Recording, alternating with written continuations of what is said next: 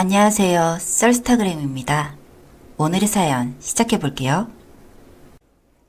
요즘 뉴스에서나 일상에서나 층간소음으로 논란이 많더라고요.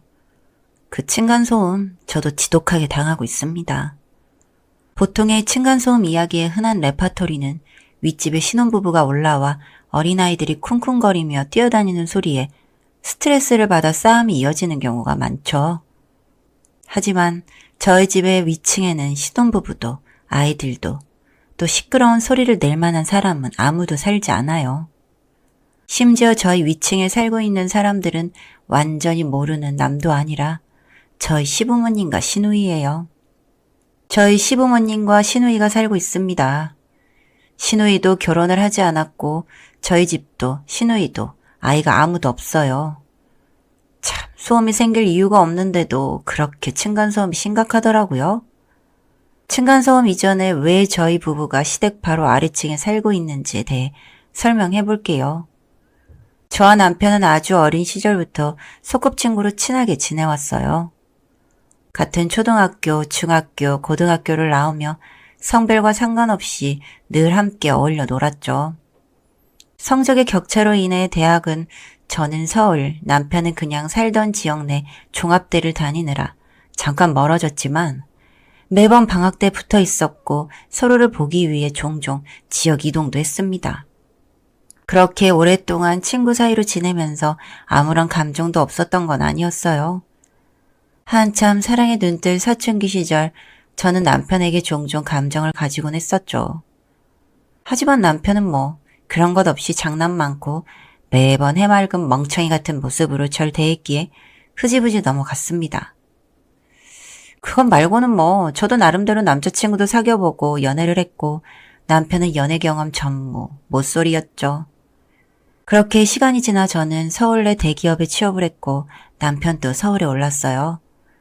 일자리를 찾던 남편에게 제 동기들이 운영하던 스타트업 기업을 소개시켜 주었고 공정한 면접 등을 통해 개발자로 참여를 했습니다. 남편은 그 회사에서 거의 초창기 멤버였는데 운 좋게도 그 스타트업이 꽤 성공을 했고 남편은 30대 초반 정도의 나이에 꽤나 성공을 했죠. 저도 회사에서 입지를 단단히 다졌고요. 결과적으로 둘 다 나이에 비해 돈도 벌고 꽤 성공을 했죠.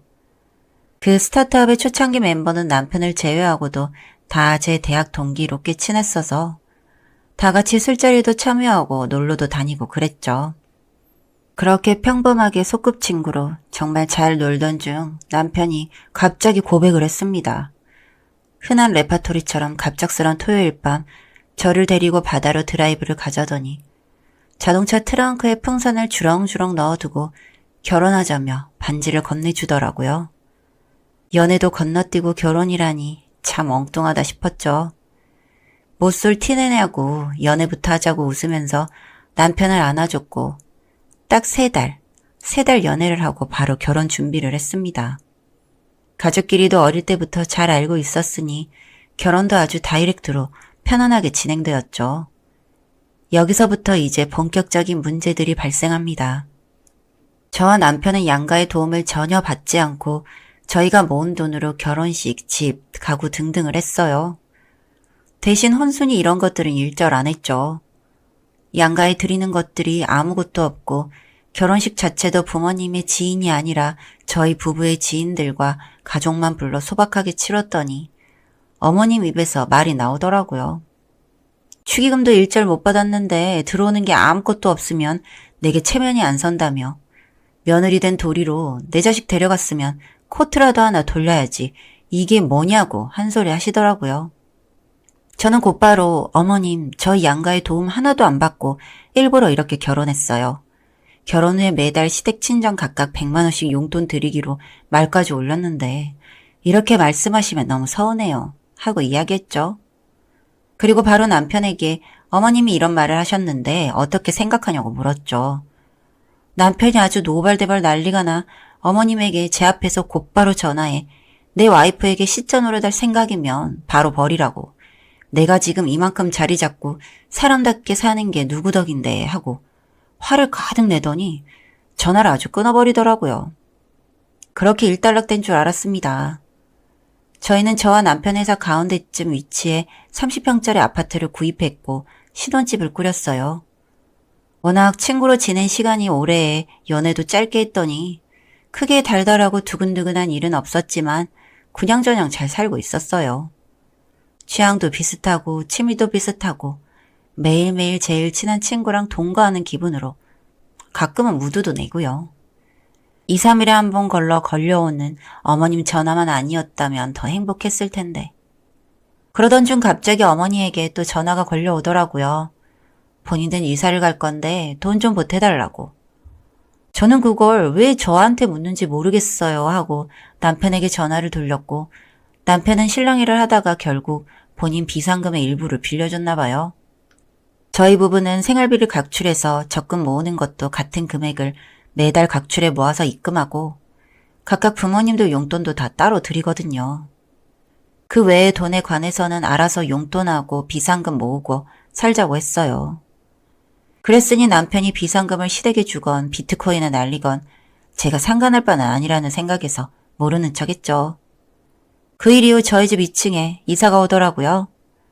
네, 저희 시부모님과 시누이가 이사를 온 것이었죠. 남편도 몰랐었고 알고 나서는 아주 바락바락 화도 내고 싸우기도 하고 그랬었습니다. 하지만 이미 구한 집 어떻게 하겠어요. 살아야지.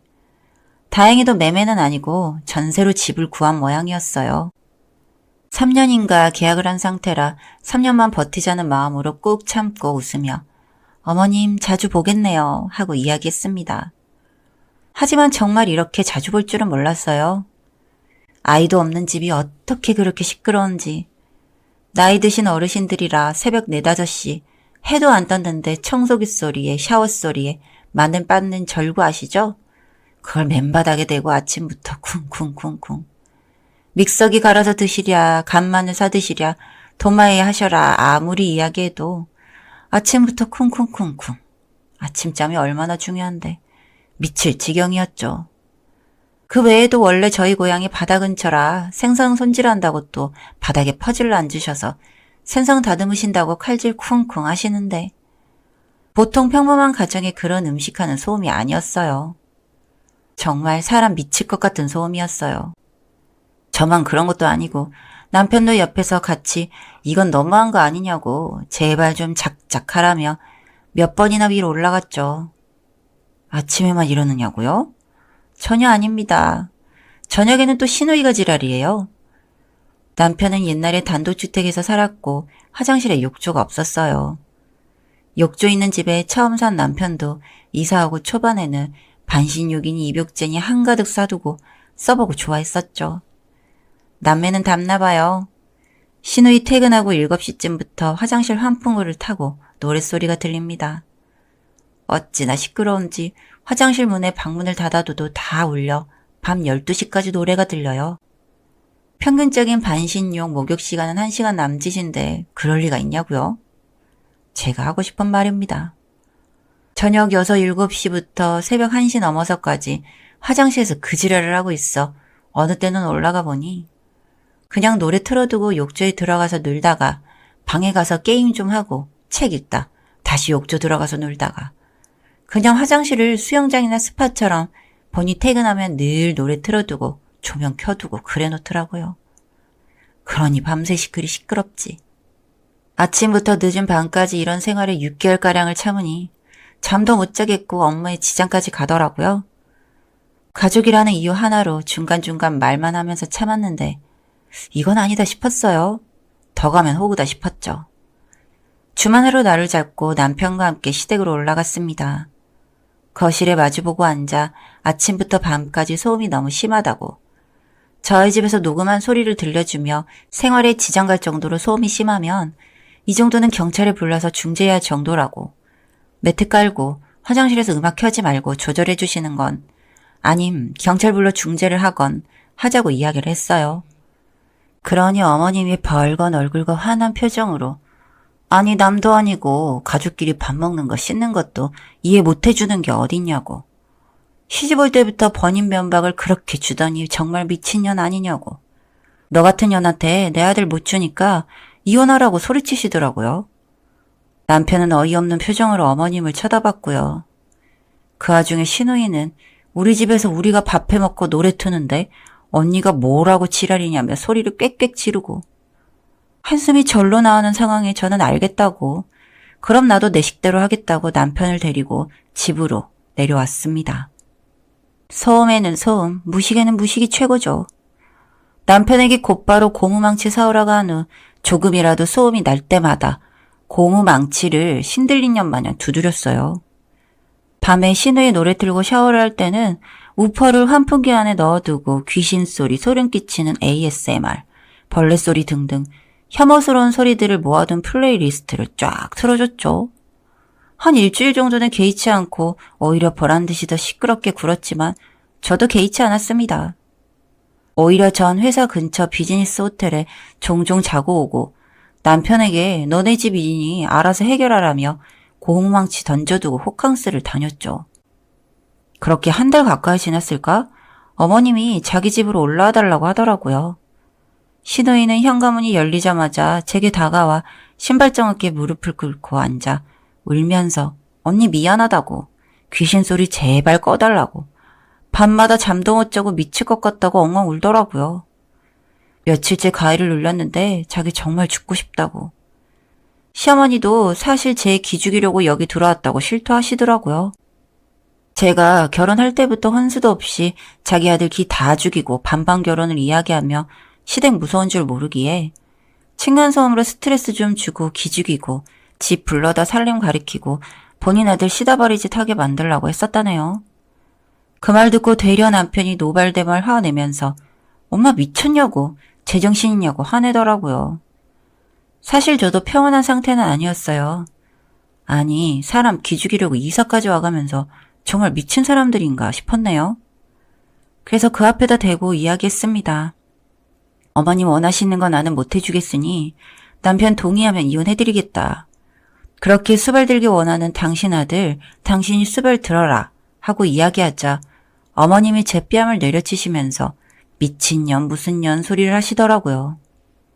저는 냅다 같이 어머님 뺨을 후려치고 어디서 남의 귀한 딸년한테 손 올리냐고, 당신 같은 여자한테서 난 놈은 나도 싫다고, 못 배워 처먹은 거 티내지 말고 네 자식년 가정교육 똑바로 시키고 살라고 소리쳤죠. 솔직히 저희 부모님한테 맞은 적 없이 곱게 자란 저라 욱해서 어른 때린 건 제 잘못이었어요. 남편과 실제로 이혼할 생각도 했고요. 그런데 되려 남편이 어머님한테 더 화내면서 나 다시는 이 집 사람들이랑 연락할 생각 없으니 가족하지 말자고, 빌려준 돈은 영 끊는데 쓴 돈 할 테니까 이제 얼굴 보지 말자고 저 데리고 집 나오더라고요.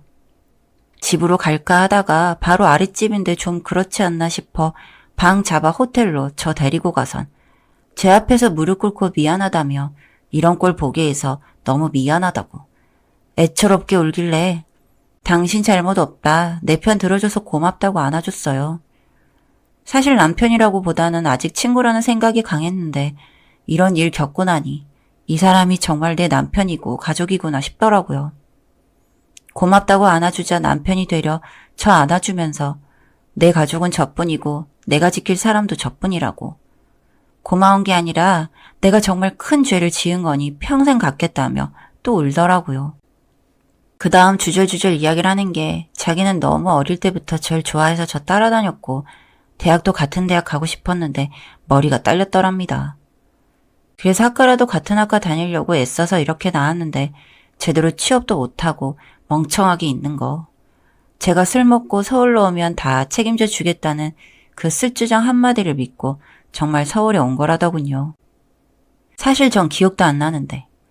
그런데 정말 제가 취업 자리도 소개시켜줘서 실망 안 시키겠다는 마음에 죽을 둥 살 둥 노력을 했대요. 회사도 크고 본인도 입지 잡히고 이제 제 옆은 물이라도 바로 뒤에 정도는 설 수 있을 것 같다는 생각과 이끌지는 못해도 저를 평생 지켜주고 올곧게 따라다닐 거라는 다짐 하나로 제게 청혼을 했다네요. 그 주절주절 이야기를 다 듣고 분위기 탓인지 같이 부둥켜 안고 울다가 또 대화하고 그랬네요. 그러고 다음날 집으로 들어가니 윗집에는 사람이 없더라고요. 어머님과 신우이한테서는 문자나 전화가 계속 왔는데 다 씹었고 집은 다른 사람한테 전세 넘겼다나? 잘 모르겠어요. 미안하다고 한 번만 용서해달라고 하는데 그것도 모르겠습니다. 시간이 지나면 해결되겠죠. 의도치 않게 남편과의 사랑과 우애를 다지고 제 편을 찾게 되었네요. 시댁 식구들과는 다시는 얼굴 볼 생각 없습니다. 단지 제게 엿먹이려고 이사까지 와서 층간소음 일으키고 갈등 만들고 뺨까지 때리고 본인 아들 수발이라니 우습지도 않았죠. 그런 몰상식한 인간들은 정말 추호도 볼 생각 없습니다. 그건 남편도 마찬가지라고 했고요. 그냥 남편과 둘이서 알콩달콩 잘 살 거예요. 아주 보란 듯이 행복하게. 여기까지 썰스타그램이었습니다. 구독과 좋아요 부탁드릴게요.